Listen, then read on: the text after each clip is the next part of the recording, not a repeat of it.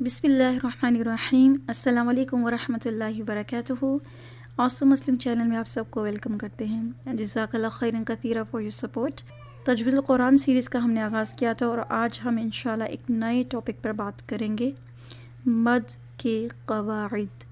یعنی قرآن پاک میں بہت سے پوائنٹس ایسے ہیں جہاں پہ آپ کو آواز کو تھوڑا لمبا کرنا ہے، کھینچنا ہے، اور آج کے ٹاپک میں ہم یہ دیکھیں گے وہ کون سے پوائنٹس ہیں، ان کو آپ کس طرح سے ریکگنائز کریں گے اور ان کی ڈیفرنٹ کیٹیگریز کون سی ہیں. سب سے پہلے دیکھیں گے مد کا لغوی معنی، یعنی ڈکشنری میننگز کیا ہیں. مد کے لغوی معنی ہیں کھینچنا، لمبا کرنا، دراز کرنا. یعنی کسی بھی ایک اسپیسیفک پلیس پہ، کسی بھی ایک اسپیسیفک پوائنٹ پر آپ آواز کو ضرورت سے زیادہ لمبا کریں گے، ٹھیک ہے، کھینچیں گے وہاں پر آواز کو. اور مد کی جمع مدات ہے، یعنی پلورل مد کا مدات ہے. اور ڈیفینیشن کیا ہے اس کی، یعنی اصطلاحی معنی کیا ہے؟ حروف مدہ اور حروف لین پر آواز کو کھینچنا. یعنی قرآن پاک میں 2 پوائنٹس ایسے ہیں جہاں پر آپ آواز کو لمبا کریں گے. نمبر 1 حروف مدہ اور نمبر 2 حروف لین. اب حروف مدہ اور حروف لین کیا ہوتے ہیں؟ حروف مدہ: الف ساکن سے پہلے فتحہ، واو ساکن سے پہلے دمہ، اور یا ساکن سے پہلے کسرہ. ٹھیک ہے، الف ساکن سے پہلے فتحہ. فتحہ بولتے ہیں عربک میں زبر کو، یعنی خالی الف سے پہلے زبر آ جائے. یعنی الف سے پہلے اگر زبر آ جائے قرآن پاک میں. واو ساکن سے پہلے دمہ، دمہ عربک میں بولتے ہیں پیش کو، یعنی واو ساکن سے پہلے پیش آ جائے. یا ساکن سے پہلے کسرہ، کسرہ بولتے ہیں عربک میں زیر کو، یعنی یا ساکن سے پہلے زیر آ جائے، تو انہیں بولتے ہیں حروف مدہ. پھر سے دیکھ لیتے ہیں. الف سے پہلے زبر، واو ساکن سے پہلے پیش، یا ساکن سے پہلے زیر، انہیں بولتے ہیں حروف مدہ. اور کھڑا زبر، کھڑی زیر، الٹا پیش، ان کا بھی حکم حروف مدہ والا ہی ہے، کیونکہ یہ حروف مدہ کے قائم مقام ہوتے ہیں. یعنی کھڑا زبر، کھڑی زیر، الٹا پیش، یہ حروف مدہ کے ایکول ہوتے ہیں، برابر ہوتے ہیں. یعنی ان کی رولنگ آپس میں سیم ہے. جتنا آپ حروف مدہ کو لمبا کریں گے اتنا ہی آپ کھڑا زبر، کھڑی زیر، الٹا پیش کو لمبا کریں گے. تو حروف مدہ بیسکلی 3 ہیں: الف، واو ساکن، یا ساکن. ٹھیک ہے، الف سے پہلے اگر زبر آ جائے، واو ساکن سے پہلے پیش آ جائے، یا ساکن سے پہلے زیر آ جائے، تو انہیں حروف مدہ بولتے ہیں. کھڑا زبر، کھڑی زیر، الٹا پیش، ان کی رولنگ بھی سیم ہوگی حروف مدہ جیسی. اب ہم دیکھتے ہیں کہ حروف لین کیا ہوتے ہیں. واو اور یا ساکن سے پہلے فتحہ آ جائے، واو ساکن یا ساکن سے پہلے فتحہ یعنی زبر آ جائے، تو انہیں حروف لین کہتے ہیں. اور ان کی مقدار بھی تقریباً حروف مدہ کے برابر ہوتی ہے. تو حروف لین کیا ہوتے ہیں؟ واو ساکن اور یا ساکن. اور واو ساکن یا ساکن سے پہلے اگر زبر آ جائے تو ان کو بولتے ہیں حروف لین. تو مد کا جو ہم نے لغوی معنی پڑھا تھا، کھینچنا، لمبا کرنا، اور اصطلاحی معنی پڑھا تھا حروف مدہ اور حروف لین پر آواز کو کھینچنا. یعنی یہ 3 حروف الف، واو ساکن، یا ساکن جب اپنے مکمل رولز کے ساتھ آئیں گے، یعنی الف سے پہلے زبر، واو ساکن سے پہلے پیش، یا ساکن سے پہلے زیر آئے گی، تو وہاں پر آپ کیا کریں گے؟ آواز کو لمبا کریں گے، کھینچیں گے آواز کو. اب کتنا کھینچنا ہے؟ کسی جگہ پہ 4 حرکات کے برابر کھینچنا ہے، کہیں 6 حرکات کے برابر کھینچنا ہے. ٹھیک ہے، آگے مزید کیٹیگریز آ رہی ہیں. اور حروف لین کا کیا مطلب ہے؟ واو ساکن اور یا ساکن سے پہلے اگر زبر آگے قرآن پاک میں حروف لین کہلاتے ہیں، اور وہاں پر بھی آپ آواز کو کھینچیں گے، لمبا کریں گے. چلیں آگے چلتے ہیں. مد کی اقسام. بیسکلی مد کی 2 اقسام ہیں، مد اصلی اور مد فروعی. مد اصلی اور مد فروعی. تو مد اصلی اور مد فروعی کا کانسیپٹ سمجھنے کے لیے ہم نے سب سے پہلے حروف مدہ اور حروف لین کا کانسیپٹ سمجھا، کیونکہ حروف مدہ اور حروف لین قرآن کی بیس ہیں، تجوید کی بیس ہیں. جن کو حروف مدہ اور حروف لین کی انڈرسٹینڈنگ ہو جائے گی، ان کے لیے مد کی جو ڈفرینٹ ٹائپس ہیں وہ سمجھنا نہایت آسان ہے. تو چلیے چلتے ہیں مد کی اقسام کی طرف. مد کی جو مین کیٹیگریز ہیں وہ دو ہیں. نمبر 1 مد اصلی اینڈ نمبر 2 مد فروعی. ٹھیک ہے، اب دیکھتے ہیں کہ مد اصلی کیا ہے.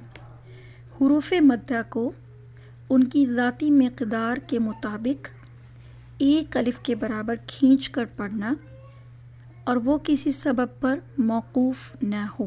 ٹھیک ہے، مد اصلی بیسکلی کیا ہوتی ہے کہ حروف مدہ، یعنی جو بھی ہم نے حروف مدہ ڈسکس کیے ہیں، الف، واو ساکن، یا ساکن، ان کو ان کی ذاتی مقدار کے برابر پڑھنا، یعنی جتنا ان کو لمبا کرنا چاہیے اتنا ہی ان کو لمبا کر کے پڑھنا.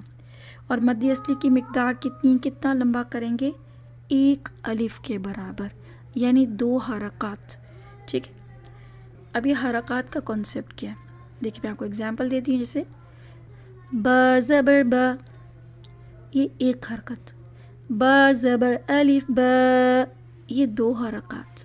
ٹھیک ہے، ایک حرکت کیا ہے؟ بالکل سادہ جیسے ہم پڑھتے ہیں با زبر با، اور 2 حرکات با زبر الف با، یہ ہیں 2 حرکات.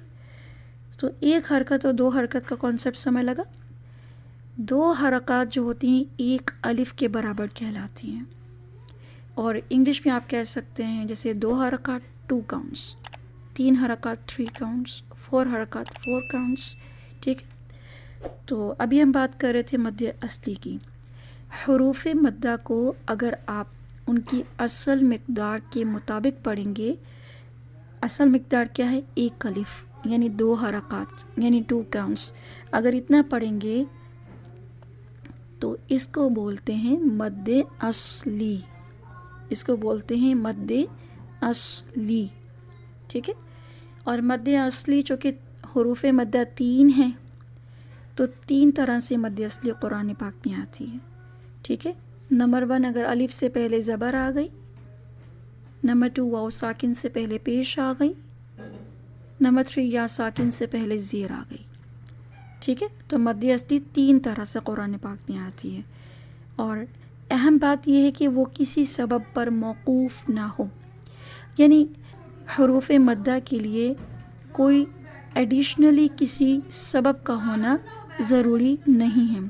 ایڈیشنلی سبب کا مطلب ہے کوئی کسی بھی ریزن کا ہونا، کہ یہاں پر حروف مدہ کے ساتھ کوئی ایڈیشنل ریزن ہو جس کی وجہ سے ہم کہیں کہ یہاں مد اصلی ہو رہی ہے.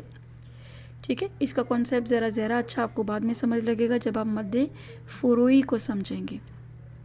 تو چلیے چلتے ہیں مد فروعی کی طرف. حروف مدہ کو ان کی ذاتی مقدار سے بڑھا کر کھینچنا. ٹھیک ہے، اب 2 کاؤنٹس پڑھنا تھا نا حروف مدہ کو، اگر آپ نے 2 کاؤنٹ سے زیادہ پڑھا تو یہ کہلائے گی مد فروعی. ٹھیک ہے، تو حروف مدہ کو اگر آپ نے ان کی ذاتی مقدار سے بڑھا کر پڑھا، ٹھیک ہے، 2 کاؤنٹ سے زیادہ پڑھا تو یہ کہلائے گی مد فروعی، اور وہ کسی سبب پر موقوف ہوگی. یعنی مد فروعی کے لیے ضروری ہے حروف مدہ کے ساتھ کوئی ایک سبب مدہ ہو، یعنی مد آنے کی کوئی ریزن ہونی چاہیے وہاں پر. ٹھیک ہے، اب مد فروعی کی 4 اقسام ہیں. ٹھیک ہے، 4 کیٹیگریز ہیں. نمبر 1 مد واجب، نمبر 2 مد جائز، نمبر 3 مد لازم، نمبر 4 مد عارض. ٹھیک ہے، تو یہ 4 کیٹیگریز ہیں مد فروعی کی. تو سب سے پہلے ہم دیکھیں گے مد واجب. مد واجب کیا ہوتی ہے؟ ابھی تک ہم نے جو کانسیپٹ پڑھا حروف مدہ کا اور حروف لین کا، ٹھیک ہے، اگر آپ کو یہ سمجھ لگ گیا ہے تو انشاءاللہ تعالی مد واجب کا کانسیپٹ آپ کو بہت اچھا جو ہے وہ کلیئرلی سمجھ لگے گا. مد واجب کیا ہوتی ہے؟ حروف مدہ کے بعد، حروف مدہ کے بعد حمزہ اسی کلمے میں آ جائے. ٹھیک ہے. حروف مدہ 3 ہیں، ہم نے پڑھ لیا الف، واو ساکن یا ساکن. حروف مدہ کے بعد حمزہ اسی کلمے میں آ گیا، یعنی ایک ورڈ کے اندر، قرآن کی ایک ورڈ کے اندر حروف مدہ کے بعد حمزہ آ گیا. تو یہاں پر آپ کہیں گے مد واجب ہو رہی ہے. ایگزامپلس دیکھتے ہیں. جاء، ٹھیک ہے، جیم زبر الف جا، الف سے پہلے جیم پر زبر آ گئی، اسی لیے یہ حروف مدہ ہے. اور جاء یہ ایک کلمہ ہے، ایک ورڈ ہے، تو جیم زبر الف جا حروف مدہ، اور ساتھ ہی عین شیپ میں جیسے حمزہ لکھا ہوا ہے، حمزہ بھی اسی ورڈ کے اندر موجود ہے، بالکل حروف مدہ کے بعد، اسی لیے اس کو بولیں گے مد واجب.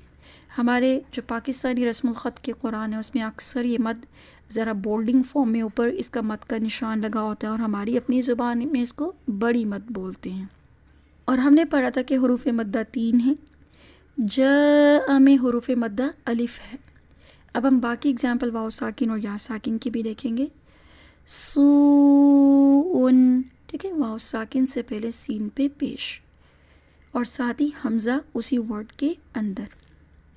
جی، اس میں ذرا غور سے دیکھیں، جیم کے نیچے زیر ہے اور اس کے بعد جو الف ہے اس پہ سرکل بنا ہوا ہے. ٹھیک ہے، جس الف پر قرآن پاک میں یہ سرکل کی طرح کا ایک سائن ہے، اگر یہ بنا ہو اس کا مطلب ہے کہ اس الف کو نہیں پڑھا جائے گا. تو یہاں پر اس الف کو پڑھا نہیں جائے گا، تو جیم زیر جی اور آگے یا ساکن آ گیا، تو یہ بن گیا حروف مدہ. یا ساکن یہاں پہ حروف مدہ ہے. تو جیم زیر یا جی حروف مدہ یعنی مد اصلی جیسے ہم نے پڑھا، اور حمزہ اسی کلمے کے اندر، اسی لیے اس کو بولیں گے مد واجب. اب مد واجب کا ایک اور نام بھی ہے مد متصل. متصل جو ہے وصل سے نکلا ہے، یعنی جڑا ہوا. یعنی کیا مطلب ہے؟ اس مد میں حروف مدہ اور حمزہ جڑے ہوئے آپس میں ون ورڈ کے اندر ہیں، اسی لیے اس کو بولتے ہیں متصل.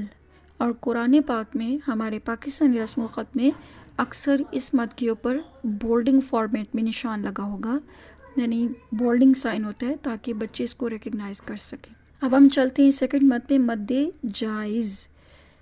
مد جائز کیا ہوتی ہے؟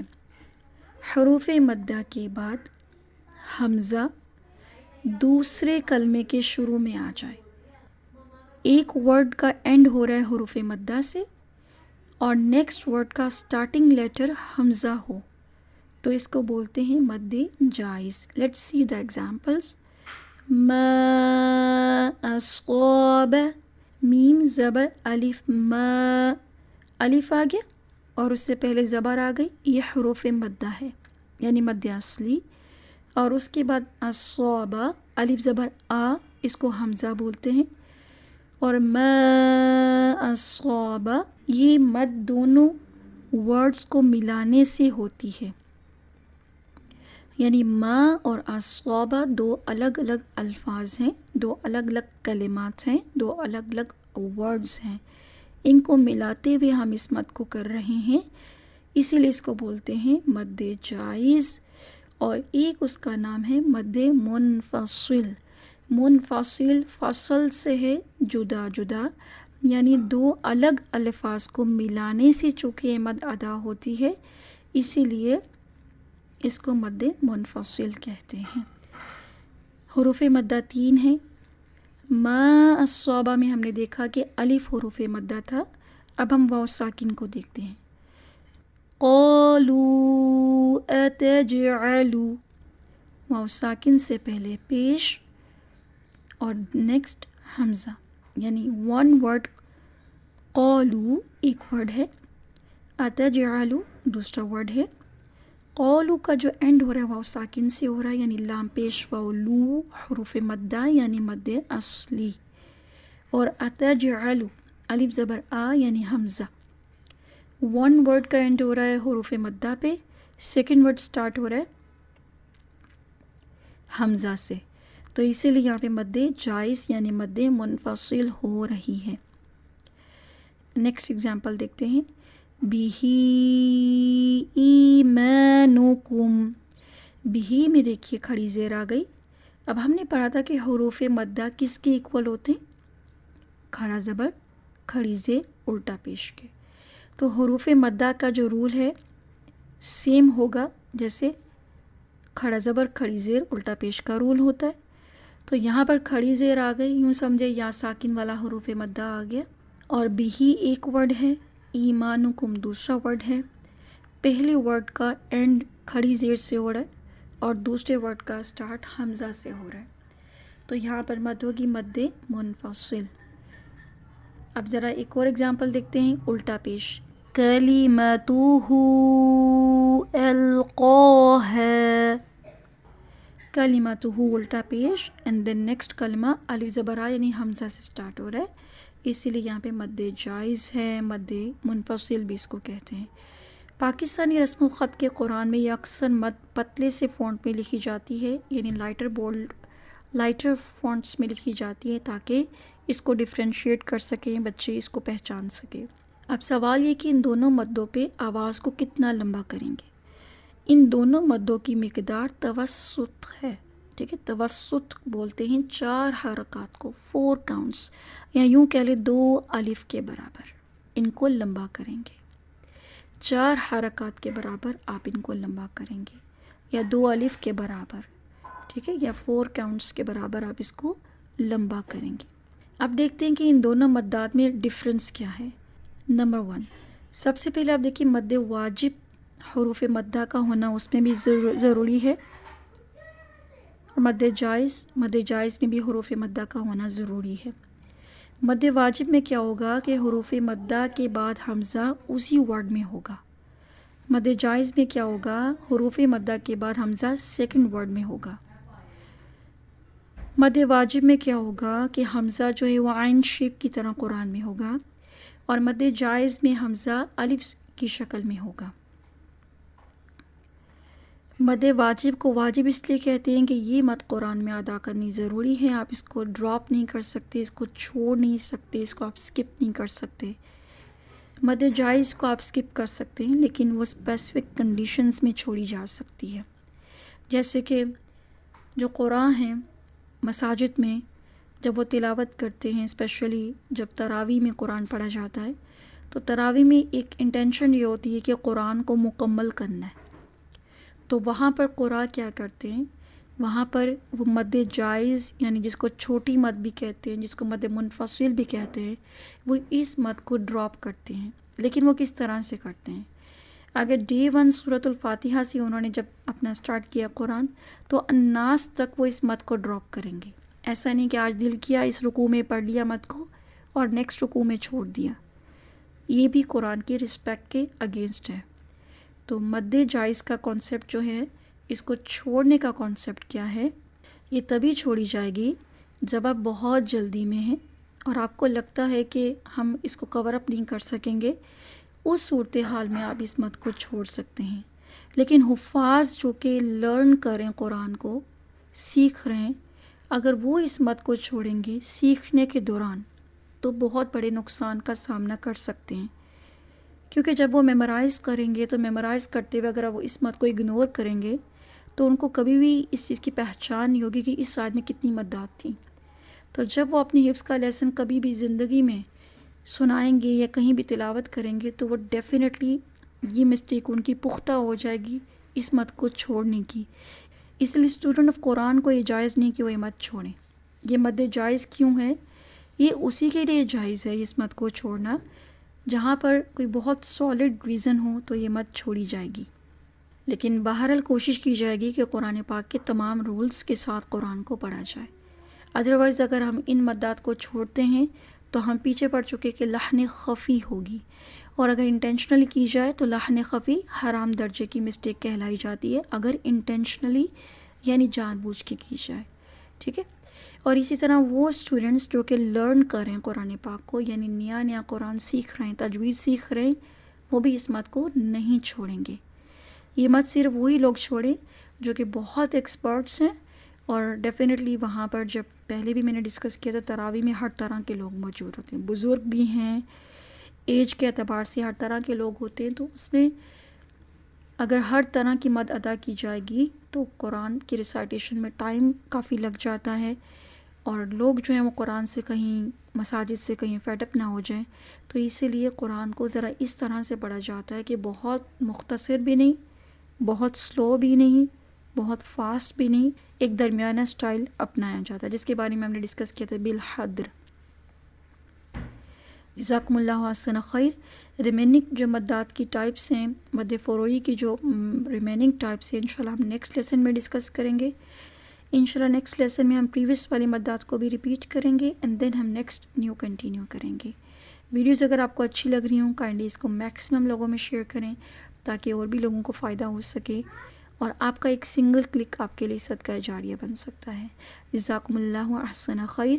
باٹم میں ہمارے واٹس ایپ کے کانٹیکٹس اویلیبل ہیں، اگر آپ چاہتے ہیں کہ آپ کے بچے بھی کوالیفائڈ ٹیچر سے قرآن پڑھیں تو باٹم میں ہمارے انسٹیٹیوٹ کے واٹس ایپ لنکس اویلیبل ہیں، you can check out from there. السلام علیکم ورحمۃ اللہ وبرکاتہ۔